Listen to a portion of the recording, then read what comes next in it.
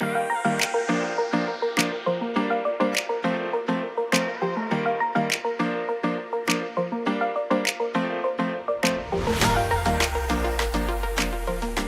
morning, land lovers. It's Chris and Deb coming back at you from Sedan.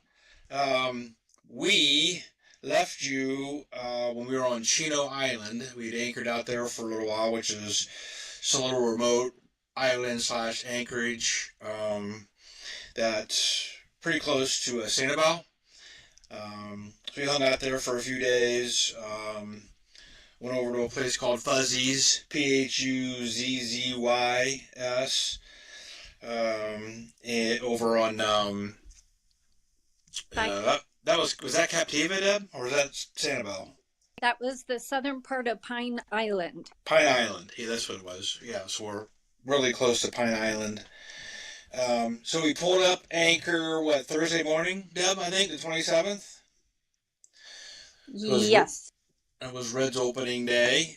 And we headed down to Naples Marina, which was a pretty uneventful, quick trip. About 2.5 hours out in the Gulf, but not too far from land, where we could see land the whole way. Did encounter some crab pots, but not terribly bad. Deb did a lot of the driving going down there while I did some work. Deb, did you notice anything unusual about that trip? I mean, the crab pots were not too bad, right? Not too bad. I think the most exciting part on that trip was going under the 26-foot bridge right outside the southernmost part of Sanibel. Yeah. So our air draft is 19.5 foot? Yeah, roughly. That including the antenna.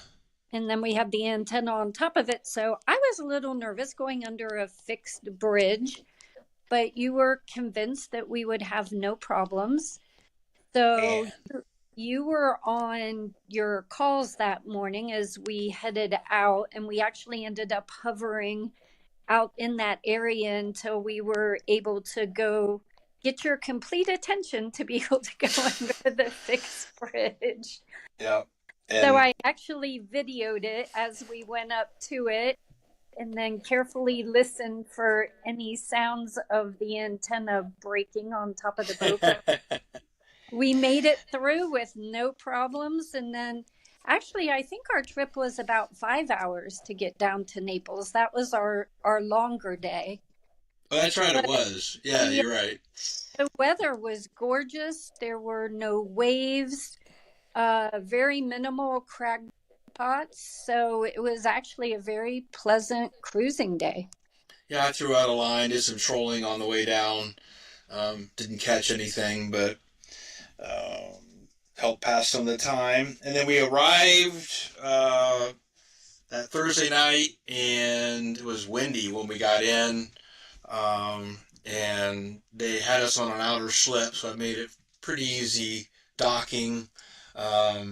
We are sad to report that we've lost our aft thruster.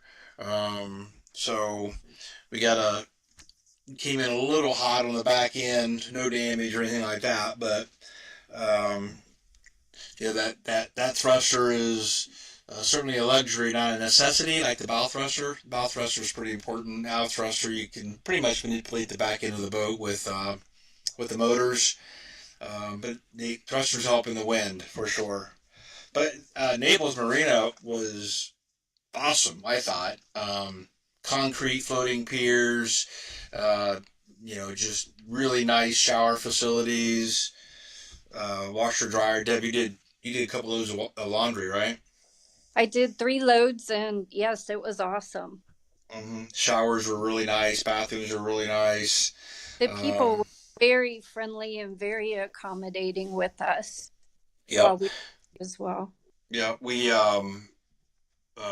quite a few restaurants there. What do you remember? Deb, the dock. The boat. We went to one called the Boat House. That was good. Yeah. And we also visited our great friends Mark and Sue Weber while we were down there. So we actually went golfing and had a very good time during our stay. Absolutely, yeah. We went up to their house and think we spent one night up there, or did we spend the night? We spent one night before we went golfing, so it was nice getting off the boat after being on it for almost 3 weeks. Yeah, and it was we got Weber's were kind enough to take us, and we played golf at Windermere. They're the club that they belong to down here. So I think all in all, Naples was a great visit, highly recommended. I mean, certainly gets crowded on the weekends with the weekenders, um, but I think all in all, it's a worthwhile trip. So then after Naples, unless there's anything else, Deb, that you want to point out that happened there. No, the only thing I can think of is we learned a very important lesson as we pulled into that marina with all the boat traffic and the wind. And that was to try and call ahead to find out where you're going to be on your slip, which side you'll be pulling up to. We would have been better prepared if we would have had our fenders hanging out once we knew that it was the starboard side. I think that was our big learning Yeah, adventure as far as that trip. yeah. I actually ended up swinging around and putting the starboard side on the dock for two reasons. Just one, it was into the wind, docking, and the other was our boat, CDN, likes the swim platform is free on the starboard side, so getting on and off is our preference. The crane for the davit, the davit for the tender, blocks us on the port side, so we like having that starboard uh, slant when we can. And again, I think the only thing about Naples is there's so much boat traffic all the time. Hmm. Weekends are like double, but it's beautiful to pull in there. All you see all the big, gorgeous houses and boats all along that little trip to get from the Gulf. Yeah, In very high end neighborhood for sure. Naples is expensive, a lot of expensive cars, a lot of big houses. Um, but again, highly recommend you spend a couple of days checking out Naples if you're in that area. totally Eh, agree. Yep. And then on the way out, let's see, we left Naples, I guess, was it Monday, Deb, and headed for Marco? And It that was was actually, the, it was Tuesday because okay. they came out to check for the stern thruster. Oh, that's right. Yeah. So Tuesday morning, April 1st, we pushed off from Naples and headed down to Marco. That was the quick trip. That was only a couple hours, two and a half hours. Yes. And the marina here, Factory Bay Marina, really nice as far as just well protected, very solid holding marina, a little bay. You kind of got to stay on the edges. Um, Closer to shore, the middle gets pretty shallow. As long as you stay along the edges, you're in 10 to 18 feet of water, so perfectly safe. And some really nice stuff to do here. Again, the marinas, Rose Marina, very nice. Dolphin Tiki Bar, been there several times. It's a outdoor restaurant bar, sports bar, but the food's really good. A lot of locals go there. Snook Inn, we did not visit Snook Inn this time. We've been there before. We went there with a car before, right, Deb, to Snook? Yeah, back in January. Yeah, so we done the Snook thing. We may hit that. We're here until this Thursday. And we probably may hit that one more time. And it's obviously a tourist trap, but very popular and someplace you need to check out. Another great place we found that we dinghied to in one of the channels off the bay here was a place called the Speakeasy, which is an Italian restaurant, which I was really impressed with. We had pizza one night, Deb, that was really good, and we actually liked it so much we had Mark and Sue come down and have dinner with us the next night, and I think they enjoyed it. It's very Italian. Red brick and live band, two bars, an outside bar and an inside bar. So a little more upscale, a little dressier than the Pelican or than the Dolphin Tiki Bar, but certainly worth a visit. Um, I think what else? Did anything else that happened while we were on Marco before you headed back? No, I think just our dinghy adventures. Yeah, there's always a dinghy adventure. I'll let you tell the story. Well, the first I mean, one dinghy adventure, it was really nice. Rose Marina actually has a dinghy dock. So you can pull your dinghy up and pay $10, and then you can Uber anywhere you want to go from there. So we did that one day. We went to Publix and restocked groceries and wine. And we found the Marco Island Brewery on that trip, which was really fun. Sat there Mm-hmm. and had a beer and some calamari and a salad. And we were able to hit the West Marine on that trip too, which was always good. Um, I think our scary dinghy adventure, which we learned more lessons on, there is a huge mammoth boat that goes between Marco Island and Key West.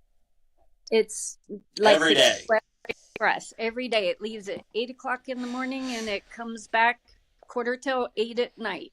Yep, And I'm it looking at it right now. It's the Key West Express. and it fits right there on the side of the marina. But this boat is probably what, 200, Oh, 250 feet long. It's huge. it's big. Yeah, I don't know how big, but it's big. So one night we were taking our dinghy adventure, our little sunset cruise, and as we went up around the point, the big Key West Express was coming around the point at the exact same time. And the channel is very narrow because of depth. So we decided we needed to be over close to the dock and maybe hold on to the dock until this mammoth boat got past us. So as we were approaching the deck pylons, I think you put the engine into reverse so that we wouldn't slam into it. And at that point, our engine stalled. So we're drifting along, trying to hang on to all the deck poles. And there's actually a rope that went between the deck poles that we grabbed onto, and we were holding on like a monkey or a chimpanzee as this huge boat goes by, and all the people are staring at us. We're holding on for dear life. Huh. The waves are going, the backwash is going. We're waving at them, acting like, oh, we're fine, no worries. Yeah. And then once Chris is trying to put it in forward and it stalls, and then he puts it in reverse and it stalls. But when it was in neutral, it was fine. So we decided to hold on for dear life until the big mammoth boat got past us in the backwash and the waves. And a very nice fellow saw us struggling down there. There was like convos all right there. So he brought us a rope, threw us a rope. We got over to the side and started to investigate what was causing our problem. So the first thing Chris did was put the trim up on the outboard engine, and lo and behold, the back rope was not brought into the dinghy, and it actually wrapped itself around the propeller, and that's what was causing us to stall out. So we were very relieved to find out there was a reason for our engine stalling, and luckily Captain Chris had a knife on board, and we were able to get the rope out of the prop, and that was our big dinghy adventure. After all that, I was like, okay, we're done. It's time to go back to the boat. And we got to the boat and got it tied up and relaxed with a strong cocktail and showers. Yeah. So That yeah, propellers don't spin very well when they're wrapped with rope. But those are just things. I mean, we've been boating our whole life, and it's just somehow the rope, that rear rope, ended up in the water. well, it But was when we left too. It's been very windy while we've been at Marco Island. yeah. Yeah, so there's always a digging adventure. We survived and um, quickly got back out on the dinghy the very next night and had another good dinghy date. So,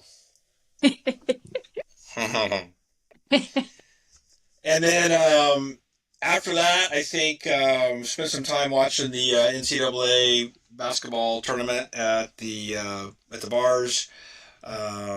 And Deb decided to head back to Springfield for about 5 or 6 days to take care of some stuff. And that was pretty simple for you, right, Deb? You just flew Frontier. Yes, but it's Cincinnati, not Springfield. We flew back. I flew back on Frontier. It was a piece of cake. No Yeah, I don't know. problem. I don't know why I said Springfield. That's our hometown. Yep. Yep. And coming back on Thursday, this Thursday, the 10th. But I think got to go home and hang out with the kids who had been on vacation down in Orlando, and got to hang out with Leon for a little bit. So Make sure I'm getting the taxes paid and yeah, celebrating Alex's 35th birthday. yeah. Happy birthday, Alex. Um, Now this week is, I'm here on the boat by myself this week. That's why Deb's not on the video. And we're having some maintenance stuff done while we're here. We're waiting for a weather window to open up, which looks like it's going to at the end of the week. The plan then is to pretty much, I think, head straight to Marathon down in the Keys. We may bump it up to 20 or 21 knots going down there just to cut some of the time off. But we'll see. Depends on the weather and how big the weather window is. But we're looking forward to getting down to the Keys and some nice water and really spend some time diving and snorkeling and doing some stuff that you can't really do in the brackish water. The intercoastal, the water is just not really clear enough for any of those kind of activities. And to get to any good diving or fishing spots in the Gulf, you really kind of have to get offshore and maybe rent a charter for dives and a charter for fishing. But we get down to the Keys, I think we're going to be able to do all of that stuff right off the back of the boat. So something that I've been excited to do for quite some time. Hopefully we can entertain while we're down there. Get some other friends or family to come down and experience that with us, especially those that like to snorkel or scuba dive. But I think tomorrow I'm putting the boat into a slip here in the same bay close by, just so the technicians can get on easier. And we're going to go ahead and do the heat exchanger maintenance, which has to happen every 4 or 5 years, kind of depending on how often you run the boat. So we're going to get that maintenance item done, take care of the fuel, clean it up, fuel filters, just some of the other basic maintenance things that have to happen on a boat from time to time. We really like these guys. Give a shout out to a company called Williams Marine. They've done a really good job with the boat. Dub, I think, very professional, very follow through on what they say they're going to do. I think the technicians are very well trained, know what they're doing, especially on the diesel engine stuff. So if you're looking for some help down in this area, I would definitely recommend calling Jack over at Williams Marine, 239-777-3327. He'll help you out for sure. Anything else, Deb, before we wrap up here? I think that's it. That's our update.